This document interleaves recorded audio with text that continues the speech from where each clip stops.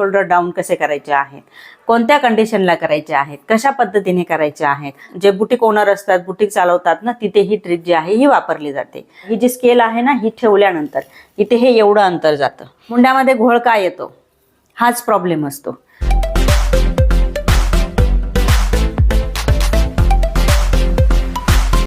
नमस्कार मैत्रिणींनो, दीप्स टेलरिंग नाशिक या यूट्यूब चॅनलवर मी दीपाली तुमचं सर्वांचं खूप खूप स्वागत करते. तर मैत्रिणींनो, आजचा आपला विषय असणार आहे शोल्डर डाऊन कसे करायचे आहेत, कोणत्या कंडिशनला करायचे आहेत, कशा पद्धतीने करायचे आहेत आणि किती अंतर ठेवायला पाहिजे शोल्डर जर आपल्याला डाऊन करायचे असेल तर मैत्रिणींनो, ही जी ट्रिक मी तुम्हाला शेअर करणार आहे ना, ही बरेचसे बुटीक जे आहेत, जे बुटीक ओनर असतात, बुटीक चालवतात ना, तिथे ही ट्रिक जी आहे ही वापरली जाते. तर ती ट्रिक आपण आपल्या आजच्या या व्हिडिओमध्ये शिकणार आहोत. त्याच्यामुळे व्हिडिओ बिलकुलही स्किप नाही करायचा आहे, संपूर्ण बघायचा आहे तुम्हाला. म्हणजे जे काही गोष्टी मी तुमच्यासोबत शेअर करणार आहे ना, ते तुमच्या एकदम एकाच याच्यामध्ये लक्षात राहून जाणार आहे.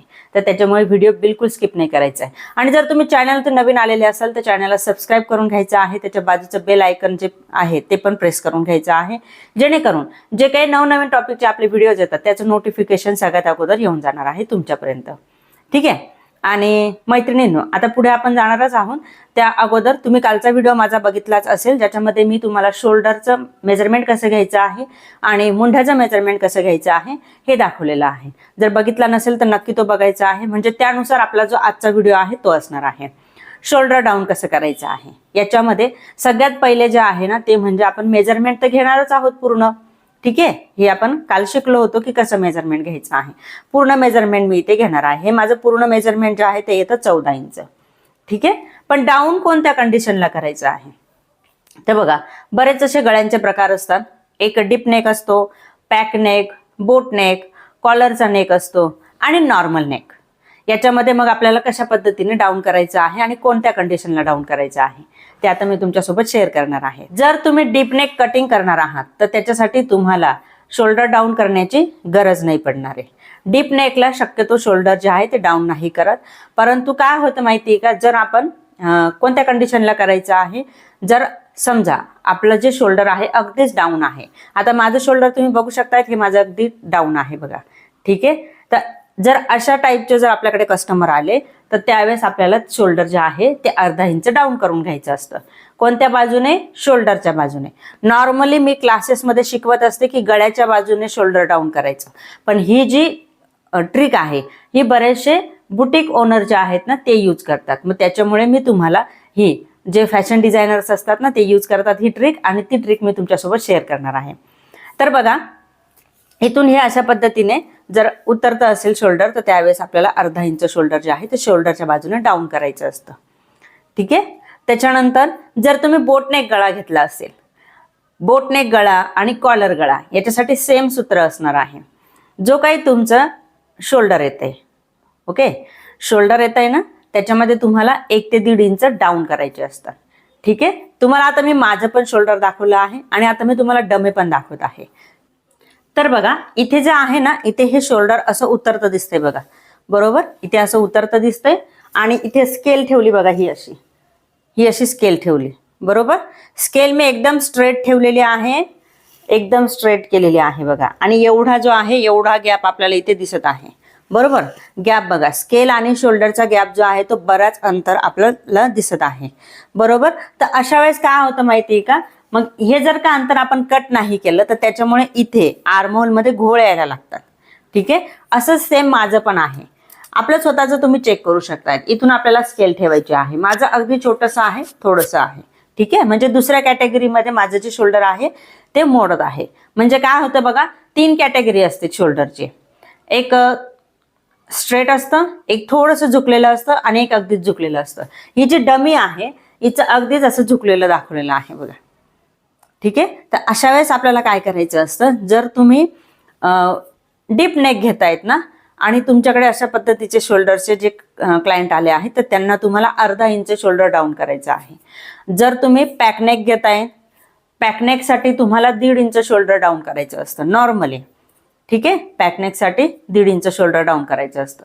आणि जर तुम्ही बोटनेक घेताय तर बोटनेकसाठी तुम्हाला 1.25 इंच शोल्डर हे डाऊन करायचं असतं. सेमच असतं, पॅकनेक आणि बोटनेक जवळपास सेमच असतात. फक्त काय असतं बोटनेकमध्ये, बोटनेक म्हणजे कुठला, जसं की आपली हुडी असते बघा, हुडीची जसा आकार असतो त्या टाईपमध्ये जो बोटनेक आहे तो असतो. तर आता बोटनेक जो आहे तो आपला असा येतो ना, इथून हा असा आला, तर त्यावेळेस आपल्याला इकडनं 1.25 इंच डाऊन करायचे असतात आणि पॅकनेकसाठी 1.5 इंच डाऊन करायचे असतात. आणि त्यातल्या त्यात कॉलर असेल तर कॉलरला पण आपल्याला 1.5 इंच शोल्डर हे डाऊन करायचे असतात. ठीक आहे, तर अशा पद्धतीने आपल्याला शोल्डर डाऊन करायचे असतात मैत्रिणींनो. आपण जर मेजरमेंट व्यवस्थित घेतलं, त्याच्यामध्ये मेजरमेंटमध्ये सगळ्यात पहिला जो पार्ट आहे की आपल्याला कुठल्या गोष्टी, कोणत्या गोष्टी करायला पाहिजे आणि कशा पद्धतीने करायला पाहिजे, त्याचं सूत्र काय असलं पाहिजे, तर हे सर्व काही आपल्याला एकदम सहज आणि सोपं होऊन जात असतं. आता तुम्हाला इथे हे समजलंच असेल. पुन्हा एकदा दाखवते मी. हे बघा, ही जी स्केल आहे ना, ही ठेवल्यानंतर इथे हे एवढं अंतर जातं. हे अंतर तसंच ठेवलं ना तर त्याचा इथे घोळ निर्माण होतं मुंड्यामध्ये घोळ काय येतो, हाच प्रॉब्लेम असतो. कारण की तुम्ही शोल्डर जे आहे ते प्रॉपर डाऊन नाही केलेलं आहे, त्याच्यामुळे तुमच्या मुंड्यामध्ये हा घोळ येत असतो. बऱ्याचशा जणींचा प्रॉब्लेम असतो बघा, मुंड्यामध्ये घोळ येतो. कोणत्या लेडीजच्या मुंड्यामध्ये घोळ येतोय हे पण आपल्याला कळलं पाहिजे. ज्या लेडीजचं स्ट्रेट शोल्डर असणार आहे, एकदम सरळ, त्यांच्या मुंड्यामध्ये घोळ येणार नाही. आणि ज्या लेडीजचं झुकलेलं असणार आहे शोल्डर, अगदीच थोडंसं म्हणजे हे अशा पद्धतीचं किंवा मग अगदी खाली, जसं की हे डमीचं आहे, अशा पद्धतीचं जर का असेल तुमचं शोल्डर डाऊन, तर त्यावेळेस जर तुम्ही डाऊन नाही केलं म्हणजे तिथे कट नाही मारला, डाऊन करायचं म्हणजे काय करायचं तर इथं आपल्याला कट मारायचा असतो. ठीक आहे, तर हा जो कट आहे हा जर तुम्ही नाही मारला तर त्याच्यामुळे पण तुमचा मुंडा जो आहे ना त्याच्यामध्ये घोळ येऊ शकतोय. ओके, तर बघा, डीप नेक, पॅकनेक, बोटनेक आणि नॉर्मल नेक, अशा पद्धतीचे आपल्याला कशा कशा पद्धतीचे काय काय करायला पाहिजे सर्व काही तुम्हाला डिटेल समजलंच असेल. तर एखादा पार्ट तुम्हाला कळला नसेल तर मला कमेंट नक्की करायचे आहे तुम्ही, म्हणजे तो पार्ट मी तुमच्यासोबत पुढच्या आपल्या येणारे जे व्हिडिओ राहणार आहेत त्याच्यामध्ये क्लिअर करून देईल. ठीक आहे, आणि मैत्रिणींनो, तुम्हाला जर आमचे ऑनलाईन क्लास जॉईन करायचे असतील तर आमचं ॲप आहे गुगल प्ले स्टोअरवरती, दीप्स कोचिंग नावाचं आमचं ॲप आहे, ते तुम्ही डाउनलोड करू शकतायत आणि तिथून तुम्ही आमचं क्लासेस जे आहे ते जॉईन करू शकतात. क्लासची फी अगदी तुमच्या साडीच्या किमतीपेक्षाही कमी अशी असते मैत्रिणींनो, तर त्याच्यामुळे तुम्ही क्लासेस जॉईन करू शकताय. त्याच्यामध्ये तुम्हाला बेसिक, फॅशन डिझायनिंग, नऊवारी साडी सर्व काही डिटेलमध्ये सर्व डिटेल्स मिळून जाणार आहे. ओके, आणि अजून एक मैत्रिणींनो, जर तुम्ही आमचे 100 डेज चॅलेंज जरी स्वीकारलं नसेल, म्हणजे 100 डेज चॅलेंज आपल्या चॅनलवरती चालू आहे, रोज रात्री 9 वाजता त्याचे व्हिडिओज अपलोड होत असतात. आत्ता जो तुम्ही आपला व्हिडिओ बघत आहात हा दुपारी 2 वाजता आपले व्हिडिओज येतात आणि रात्री 9 वाजता पण आपले व्हिडिओज येतात. त्याच्यामध्ये सिरीज आपली चालू आहे ज्याच्यामध्ये फॅशन डिझायनिंगमध्ये कोणते कोणते टॉपिक असतात ते सर्व काही तुम्हाला डिटेलमध्ये शिकवलं जाते. ठीक आहे, तर याच्यासाठी ते जॉईन करण्यासाठी तुम्हाला चॅनल सबस्क्राईब करून घ्यायचं आहे, त्याच्या बाजूचं बेल आयकन प्रेस करून घ्यायचं आहे. ठीक आहे, म्हणजे जे काही व्हिडिओज आहेत ते तुमचे मिस होणार नाहीयेत, त्याचं नोटिफिकेशन तुम्हाला येत जाणार आहे. ओके, आता बघा, तुम्हाला हे सगळं काही समजलंच असेल डिटेलमध्ये. ठीक आहे, जर काही गोष्टी नसतील समजल्या तर कमेंट मला नक्की करायची आहे. तर चला भेटूया पुढच्या व्हिडिओमध्ये, तोपर्यंत बाय बाय.